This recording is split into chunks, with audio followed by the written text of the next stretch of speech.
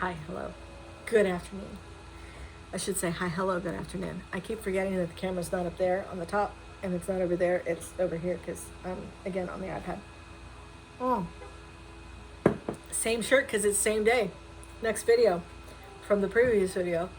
And oh my motherfucking God. I just spent 40 minutes going through this and realized that I'm derailing myself all over the place. I am so sorry. I can't keep this short. Fuck a duck, man. Okay. So, a little bit more powered up because of my 40-minute diatribe. And I'm mad because there's some good parts towards the end of that. So, here's what this diatribe is. It is each of our responsibility who we put into office across, if you voted, that is, across local, state, and national level. And the one thing that we have that is something that I've noticed as a thought that pops into my head is we have a crisis of extremes. Now, not as much necessarily in the extreme on the left right now, but ideologically, having been brought up on the right and then gravitated into a middle and then gravitated a little bit over to the left, for me, the responsibility, and it was always incumbent on me to listen to everybody. So in national debates, I listen to both sides. I listen to the Democratic debates, I listen to the Republican debates. And then when they choose their people, I listen to the two sides debate. It's very important to do that because I can smell bullshit, like most people can. I have a pretty wide knowledge set. And if I'm not sure about something, I know how to look it the fuck up so I can validate or verify or check myself, which again is also your responsibility. And to do it on sites that are not strongly leaning one way or the other, that are as objective as possible about what the facts really are. Because we want to, as we move forward, as we go from the very into the very, very terrible and worst and absolute horrendous, back out of it, we're going to have to be, and I'm putting this nugget in everybody's head, much more concerted about who we put into office. But also I'm saying this now because there is still people popping out right now who are starting to pop out for, they're running for various positions in 2026. And we are halfway through 2025. It is June. We are there. We are at the halfway mark. And into next week, or the following week, we're going to get into the halfway of June mark. And it is not about the sides. Because a little history here. Try and do this quicker than I did before. The people that are in the Democratic side right now used to be considered Republicans. They were either Democrat Republicans or some funky name. Names have changed the first several years. And then kind of solidified in the 1900s of, Republican versus Democrat. And the Civil War folks really shifted things post-Civil War. So those are Southern Democrats, okay? And I was a little skewed on the time frame. But the party of Lincoln was a progressive party, where there were more progressive-minded people there. And the Democrats had some progressive folks, but not as many. The Civil War shifted dynamics and ideologies. And the predominant reason for that is that once we went post-Civil War and then started getting out of the Reconstruction period, there was a lot of sentiment about what side was what, politically speaking. There were still a few groups, different groups, and as we continued to expand and other things were considered beyond that time frame, people were very sensitive to Republican and Democrat and what that aligned and meant based off of the Civil War politics. And so as we got into early Jim Crow, and folks just couldn't get more purchase in getting into legislation, into positions of power, they started talking a little bit differently, and they started shifting what we considered Democrat and Republican back then into almost the opposite. So the party of Lincoln is essentially today's Democrats. Not perfectly, but essentially. The ideology and part of that. The folks who were abolitionists and into education and into social support and all of that back in the 1800s would be considered Democrats today, because Democrats are considered much more socially conscious, and Republicans are considered much more fiscally conscious and with constraints on social programs for only very specific places and spaces. And the thing that you have to go on is less the name of the groups and more what actually aligns. If you've never needed social support and then you experience a natural disaster or a financial disaster, then you become very, very familiar with that social support or the lack thereof. And it's like something to help get me fucking through so that I can not worry about these few things, such as food and a roof over my head, and I can worry about this over here. Because when you have to worry about it all, fuck. And to have those social programs not demean you for needing them. The demeaning part was built in by the Republican side, or by the ideology of people who didn't want you to feel comfortable taking it because they didn't want you to stay on it. How you fix that is by having programs that slowly reduce reliance on one side as you become able to specifically support yourself better and better. That includes job programs to help you find or maybe get re-educated in a different area so that you can get into a better job scheme. All of that is socialism. That's supporting supporting society, supporting people in society is part of socialism. There's an extreme bad side of socialism, just like there's an extreme bad of conservatism. That's called fascism. But understanding, particularly your national people, your representative for your district and what they do in Congress, and your senator, your state senator, and what they do in Congress is as important as what your state people do, okay? For the state Senate and the state congressperson. So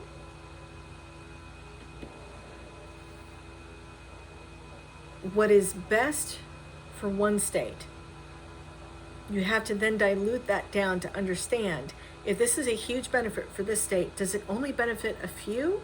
Does it only benefit a certain part of the state? And then benefiting that certain part, does it trickle out to everybody else? How does it actually benefit the state is important to understand. And it does require you to use your nugget, this lump 3 feet above your ass. That is very, very important. Because that then turns into legislation that affects all the other states. We have a national ban or a national federal law that comes from these people out of your state. They're not there just to represent you and the people of the state.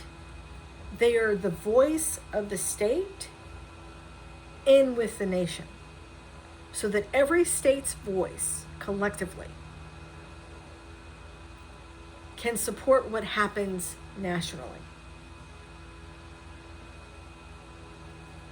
If something only happens within your state, only your state legislation is doing something there. That's your home turf. You fucking need to pay attention to that. Just like you need to pay attention to what's going down at town hall. Your council people.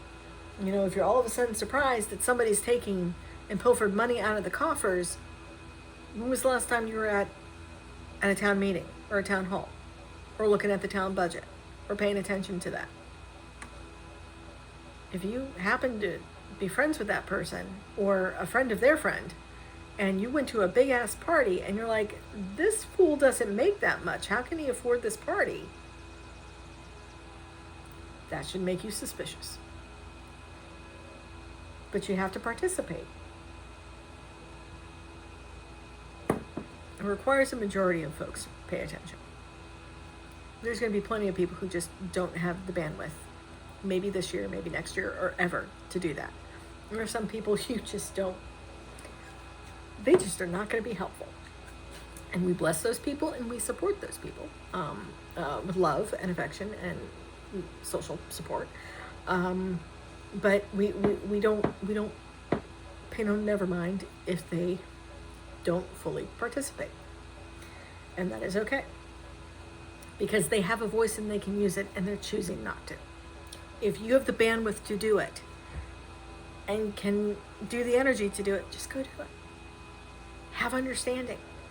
There are plenty of times I have sat in a few meetings where I am about to stand up and hose somebody with a question and with facts, and then I realize my facts are incorrect. And then I have to figure out, where did I get that impression from? And then I sit with that. Maybe not in that moment because I want to pay attention, but I don't get up and I don't say nothing because I've just checked myself. I was about to wreck myself.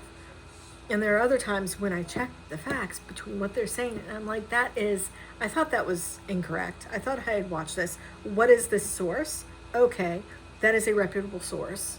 Where are they getting their numbers from? And I've challenged that. Not in anything big or necessarily important, but was important to what was going on. And to call that out, there's not a lot of people who are going to stand up and call out things. There's plenty of people who are going to stand up and say things that are just absolutely ridiculous. And if you think that your local whatever is corrupt, they work for you. And it's not about letting you get off scot-free when you're doing squirrely shit. It's about them not doing the right thing, not knowing the laws, overstepping, being more violent than is ever really called for, stealing, not doing their job, not present enough to do their job, but they're, posting shit and they're all over the place.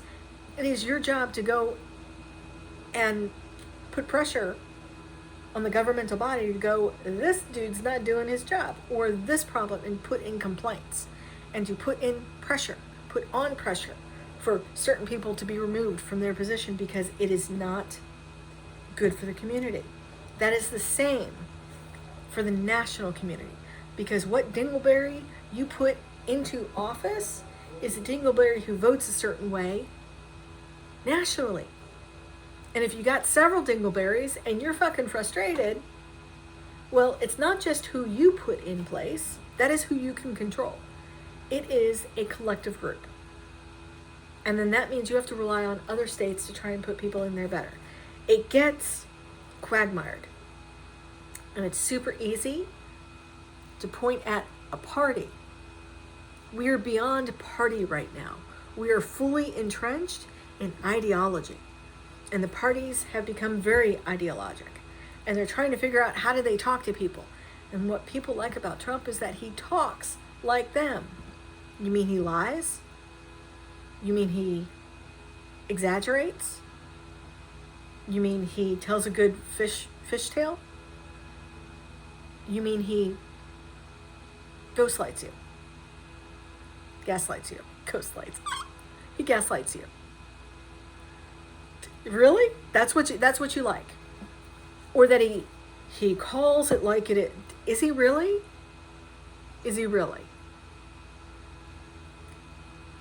I know Elon very well. I don't really know him at all. Which is it? Do you know him very well or do you not? All he's doing is covering his ass like a fucking 5-year-old. And you could spot the lie. You're like, I just watched you do this the entire time. I witnessed it. And you're trying to tell me I didn't see what I just absolutely saw? If you are okay with that, why are you okay with that? That's ideology. And the uncomfortable part is that you have to look at that and ask yourself why you're okay with that. What exactly is the billionaire who's never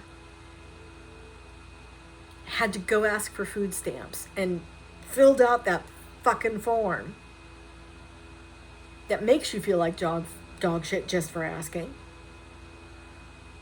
and who's never struggled a day in his life,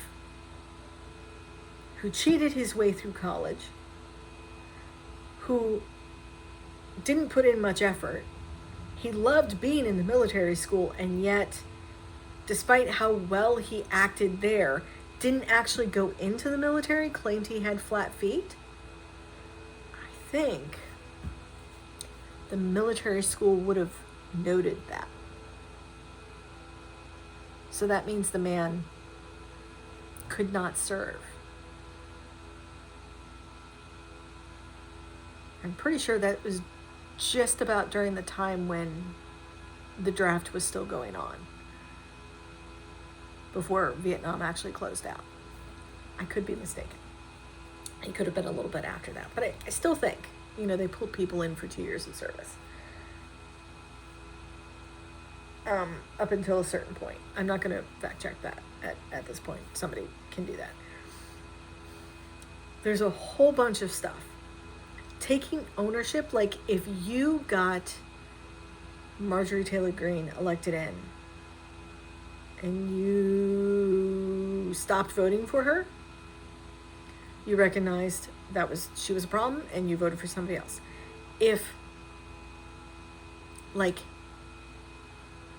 If she, even among other Republicans, if she was still the choice, that's uncomfortable right now. Just like with what's-her-face out of Colorado. It's very uncomfortable that keeps being your choice. Why? And if the answer is, well, all the idiots voted for her and you didn't vote, maybe you should go vote. Because the cure for that is to have more people with a brain voting for people with a brain. And compassion. And a sense of humility.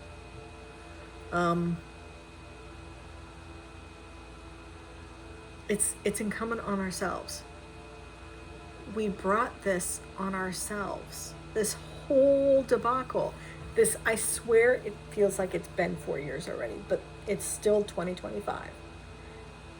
And he's been in office not quite 6 months. Okay? And it's all of our fault. It's still all of our fault.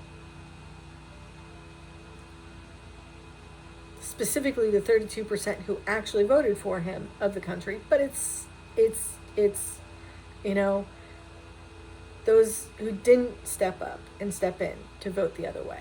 This is why sticking with party ideology is problematic. Sticking with a party, regardless of actual ideology, is problematic. Looking at it. I get you don't want to be wrong. I've been wrong plenty of times, and I continue to be wrong, and I will continue to be wrong. In fact, I redid this video because I was wrong. And I realized it. And I deleted it and came to it. But we have to put people in who are going to be willing to do massive changes that are protective of us.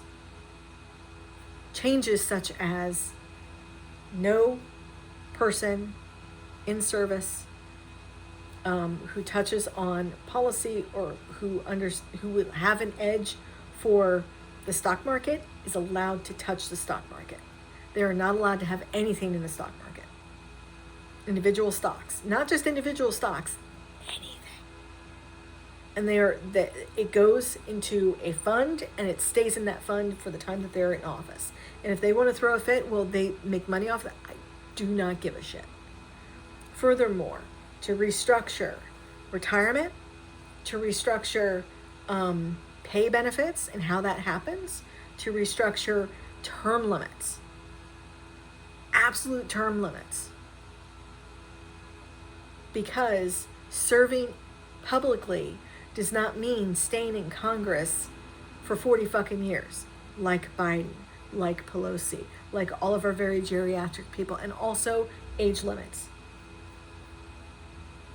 Age limits.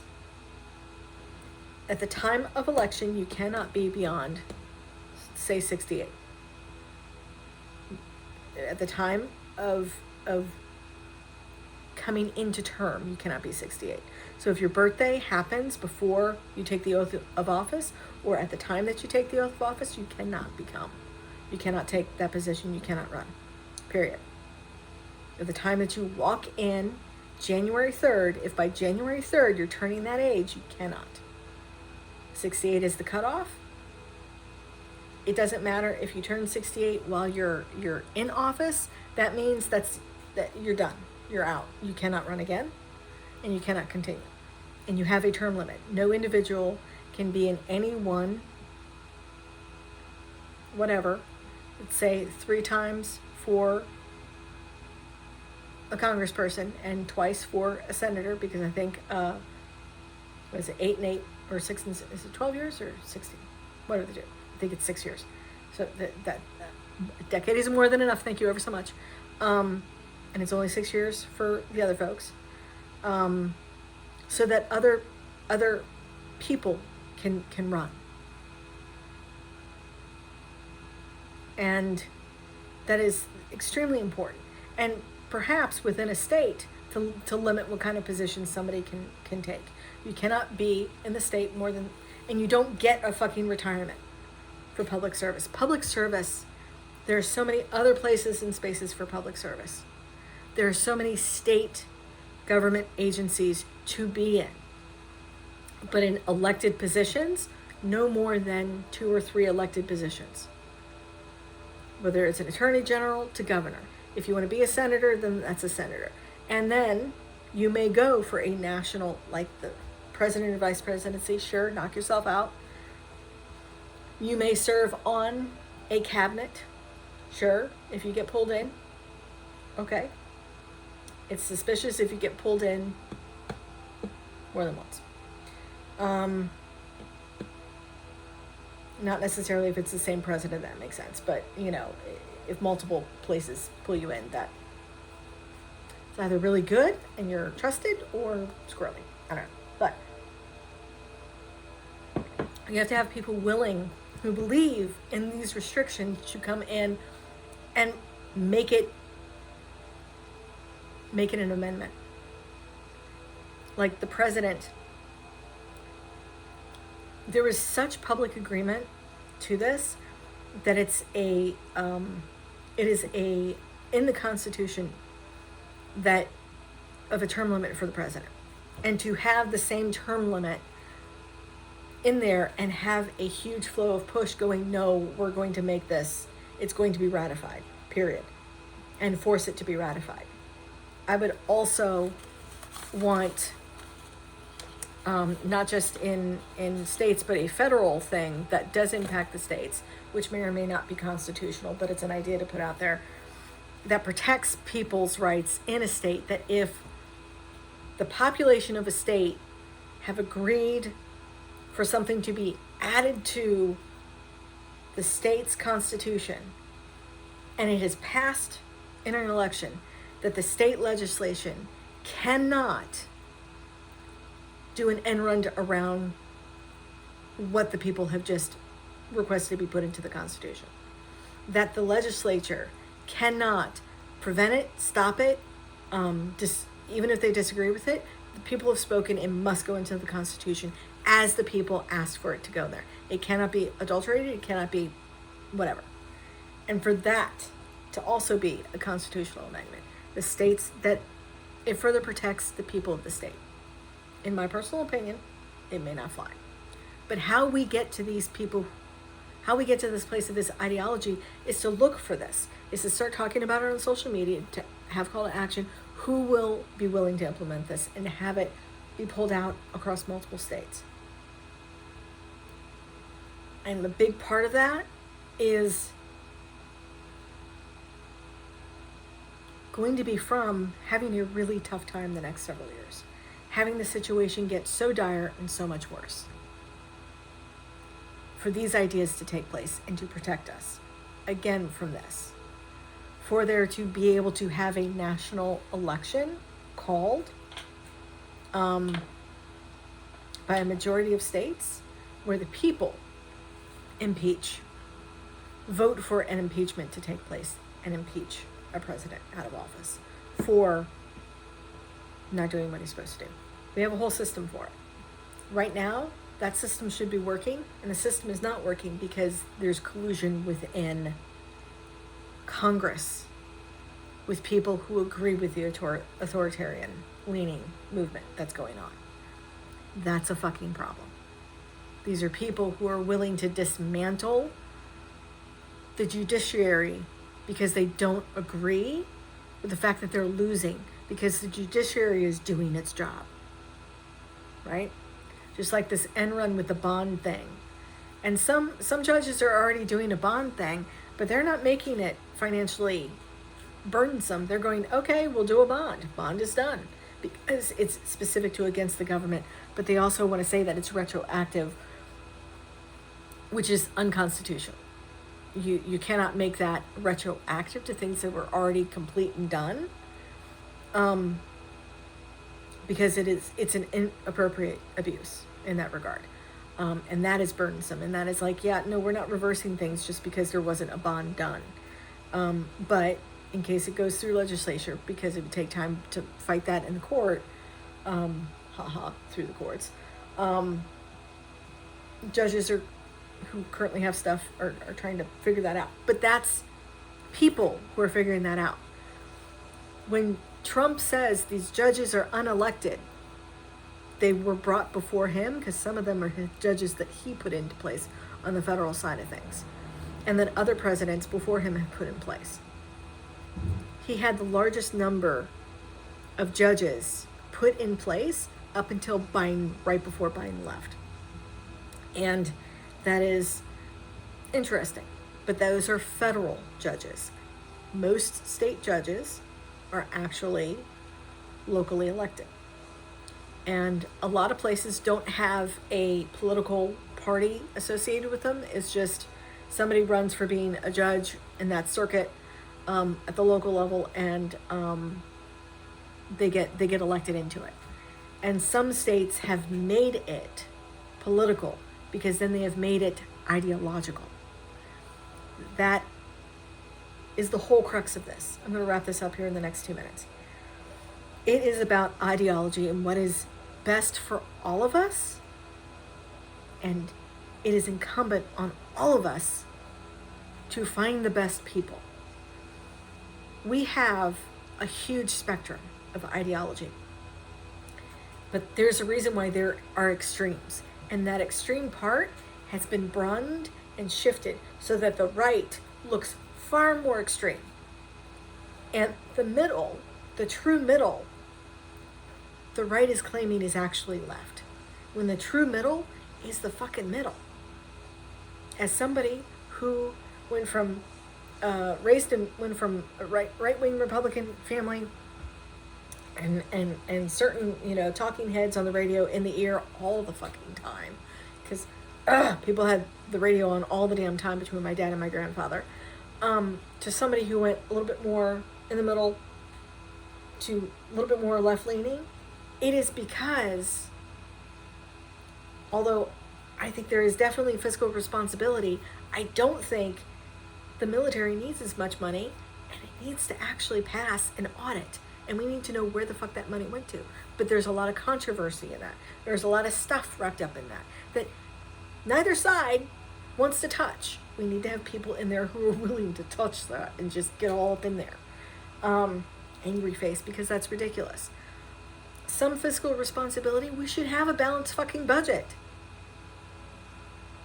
And that needs to be tied. I don't think any congressperson should approve their own raise. It needs to be tied to COLA. You know, it's either, somebody said 3%, and I'm like, 3%? They don't need 3% raise a year. Goddamn. They're already making a decent amount of money.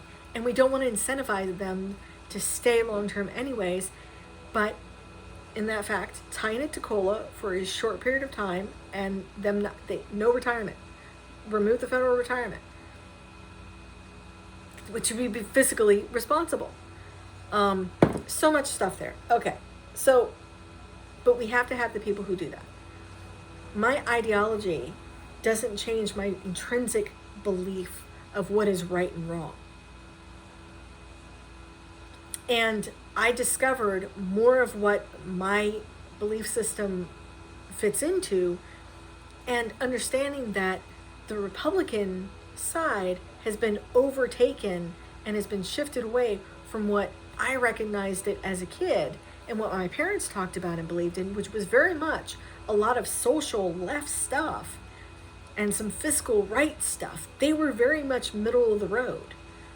And even though my dad hated Trump, he still managed to be weird and conspiracy theory. I don't get that. But it's not because either side isn't able to fall down that rabbit hole. But I am not, like, if somebody was extremely far left and they were very ideologically hard, as somebody who would look for them as a dating person to date, I would still be turned off by that. I'm turned off by the narrow-mindedness and the refusal to listen, to discuss, or even to get into a good debate. Willing to, let's pause, where is that? Oh, and educate myself on something to speak further on it, or be willing to close out of a conversation because it's just not going anywhere. It's just round robin, and, most of the time the other person who's narrow-minded thinks they've won because you've shut up, when really you're just not going to give them a place to platform anymore, ears to pour bullshit into. I don't care if it's left or right. I don't. And I don't want somebody to come up to me and immediately try and identify if I'm left or right. It's just, how are you as a person? What are your foundational beliefs? What are your ethics and morals? And does that align with mine? I don't want to speak about it in left or right, really. I would much prefer that we understand what the ideology is, and that for Republicans to reclaim the Republican side and to go, we're not dealing with that, and to shove the extreme further down. What people are actually attracted to isn't necessarily the extreme part of it. They're attracted to being able to be assholes and not having consequences for it. And young men talking about this, they don't want to have to guard what their true thought is without understanding that that true thought reflects an issue within them. If you have a problem with a trans person, that is your problem. If you have a problem with women telling you no, that is your problem. And I've gone beyond 2 minutes, I'm sorry. And that also translates into the type of people that you want to see. There's folks that want to be unrestricted in the asshole factor, and there are other folks that are like, you can't have a working society like that. And most of those folks are actually in the middle, because they're going to this point and they're touching on this level that they think reflects them, going, that's not me at all. That is some bullshit. You can't do that to people. Is that what you mean? Is that what it means to be over there? I can't be over there. And they feel lost because now there's an element that they can't participate in because it's been taken over by too great of an extreme. Understanding this is how we have better conversations. It's how you go and you learn things, how you go and you understand things. It's not about debating the other side or owning the libs. It's about, what do I actually believe and what do I actually want? And when people tell you your beliefs are fucking suck, And you're like, whatever. You take it as personally. In that moment, you should. If more people are telling you those beliefs are fuckered, are shitty, are inhumane, are unethical and immoral, and you're wrapping yourself around, pretzeling yourself, trying to make it ethical and moral, that is the deep work that you need to do. And at some point, something's going to hit you so hard, you're going to go, that's the consequences of that. Okay. And there's some things that you're just going to have to let go. You're going to have to let go of trans people because honestly, you probably don't know any, you'll never know any, and it's not your dick they're adjusting. It's their own to become a woman or to get a dick and become a man. I mean, and it doesn't require your understanding. It requires your acceptance that that's actually in the world, and it confuses you. Like, I don't know, I'm confused by it because I guarantee, especially with well-done surgeries and long-term hormones, that you would never know. Never. Practically never. An actual trans man or a man that is actually trans. You would probably never really know or pay attention to it. Something might wiggle your ear, but you're never going to really go, oh, that's what it is. And when you do, hopefully it'll be a place where like, oh, I couldn't tell. And it's going to change your dynamic, which is the thing that you've been afraid of the entire time. It's going to change your brain a bit because compassion and understanding does change the brain. Tolerance does not mean anything goes. Tolerance has healthy boundaries. Tolerance grows where it needs to grow. Tolerance expands where it needs to expand, and it constricts where it needs to constrict. Tolerance is about a balance of letting people be people and why there are firm boundaries of behaviors and actions. That's why we don't think murder is okay. And though we might verbally crucify somebody for adultery, it's their own circus, it's the end of their own marriage, and you're like, whatever, dude, you just screwed yourself. It's also why we don't stone people. It's also why the founding fathers did not have a religion dictating the country or dictating what the religion is. Because the Church of England was a thing. And not everybody agreed with the Church of England. And that it's a better society to let people freely be who they are. Again, with good laws. Anyways, that's the thought for this. I will hopefully have a good conversation with you guys in the streets. Yeah.